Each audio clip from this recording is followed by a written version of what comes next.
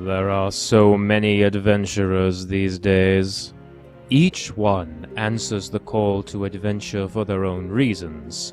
The study of the mystic arts, the promise of treasure, the desire to pay a debt, or simply to fulfill an oath. But within each of their hearts burns a strong, if misguided, passion. Something that connects them all, from the most bloodthirsty to the most peaceful. A desire to hunt down the most powerful of monsters, plunder their great treasures, becoming the subject of song and story for generations to come, immortalized as a dragon slayer.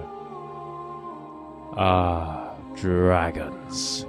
No creature has ever been elevated to such heights of reverence or fear. Stories of my kind have been told in abundance throughout the centuries.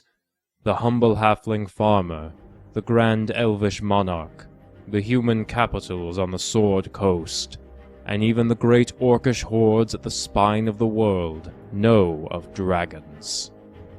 But what is a dragon? You may find this a moronic question, for who does not know what a dragon is? A dragon is a massive reptilian monster, of course, a beast of claw and fang, of wing and flame that burns the land and brings castles low. Parents regale their children with tales of massive fire-breathers from the mountain lairs filled with treasure, warning them to behave lest the dragons swoop down and gobble them up. The wizards of the world might call dragons creatures of primordial magic made flesh. Those who study history call us relics, the vestiges of a world before men and elves. The temples of the many gods see us as proof of the divine, or as obstacles to be overcome. The druids of the wilds see dragons as either an affront to the natural order, or just another piece of it. The lesser beings have some morsel of truth, but they all fail to see the big picture. I am Tamarand. I am a gold dragon, titled King of Justice, and your resplendence by my own kind. I am charged with ruling all the gold dragons of the world. I offer guidance and wisdom. I know you have come here seeking to slay me, to take my treasure hoard for yourself.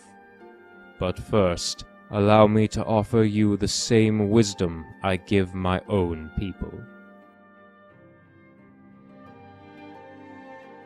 I will first give you a moment to let the awe of my true form pass. I understand my countenance can be overwhelming to mortals. My great towering size, my serpentine neck and tail, the massive ray-shaped wings, and my glorious golden whiskers. Do not worry. I take your wide eyes and gaping mouths as a compliment. To further put your fears at ease, I shall promise that I will not destroy you here and now. Do not mistake my mercy for weakness. I could easily end your lives. The golden-scaled are the strongest of all dragons, and I am the strongest of the golden ones. My breath could burst you into flames or sap the strength from your body till you collapse. I could crush you with tail and teeth, rend you with my claws. I know a myriad of spells to obliterate you without having to lift a finger. But that is not my intention. My intention is to provide you adventurers with a better understanding of what a dragon is, and hopefully you will see why your ambition is as tragic and misguided as one could be. What is a dragon? I have already given the answer for which one of the many lesser races would give. I know. I have walked among you all, at one point or another, wreathed in magics to disguise myself. For many centuries I watched, and I learned. I learned that the humanoid races have amazing potential, but the inability to keep hold of it. You fail to behold any truth other than the ones you construct. You do not see the forest through the trees, as the druids of the high forest might say. So I will help you see the truth. My education on my own kind started much the same as yours did. When I was a hatchling, my parents would teach me. They tutored me on how to fly, how to breathe fire, and most importantly, what my purpose was. We who possess golden scales stand above all other dragons. We possess the intellect, the wisdom, and the judicial acumen to place us above them. We must use these gifts, my mother said, to guard the world from evil and those who serve it. A dragon standing against evil is nothing new. Those of the silver scale slay it when it arises, and my bronze-scaled cousins seek to destroy it wherever they can find it. But the golden-scaled have a higher charge. We must stop evil and chaos before it can ever rear its ugly head.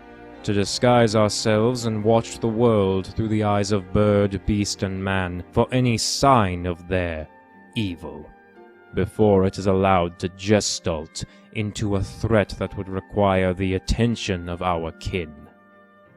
The older I grew, the more I learned of magic and the ways of evil. And the more I learned, the more I realized the uncanny connection between evil and chaos.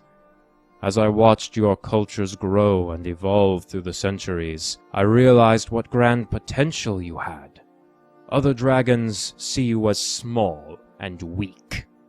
And they are correct. None of you are a match for a dragon. But what I saw was your people's ability to organize. The dwarves carved great kingdoms in the deep, fighting against some of the most heinous of evils. The elves have learned to live in harmony with the chaos of the weave. And the humans?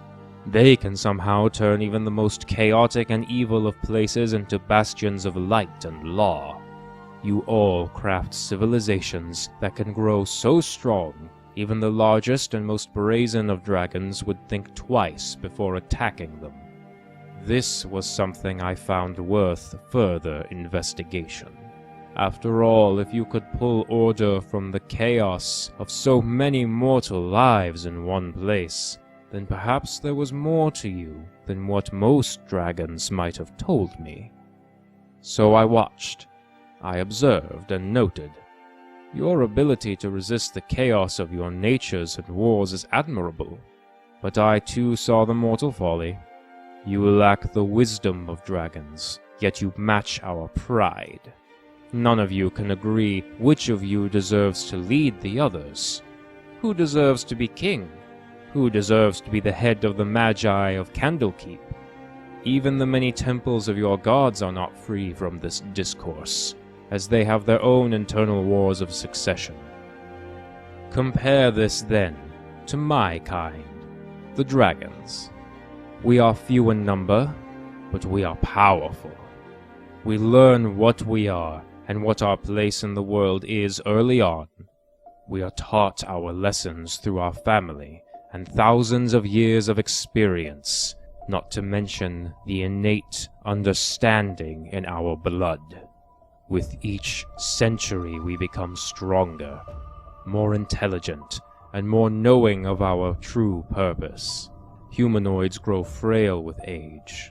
The order you construct in your life torn down by the chaotic and evil ambitions of the young, the foolish, and the monstrous.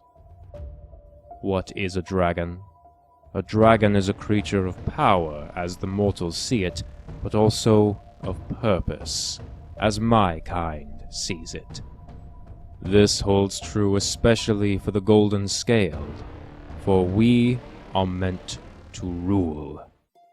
Not with power alone, but with certainty of purpose and the wisdom of millennia, to give a necessary and lasting order to the world, and to subvert the influences and machinations of evil.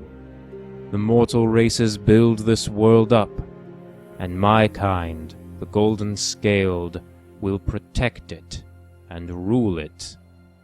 This is the way things are, the way they must be, for only the golden dragons can bring out the best in lesser beings and inoculate the world against chaos and evil. Hello everyone, thank you for watching. This was a fun little idea I had, exploring how the monsters of Dungeons & Dragons see the world, a true look through their eyes, if you will. If you enjoy this type of content and want to see more monster perspectives, then please, type a comment below, tell me what monster you want to see. You know I love hearing from you guys. And while you're down there, why not press that subscribe button real quick, as it's the best way to show your support for the channel. Thank you so much. Links to my socials are in the description below, and I'll see you in the next one. Cheers!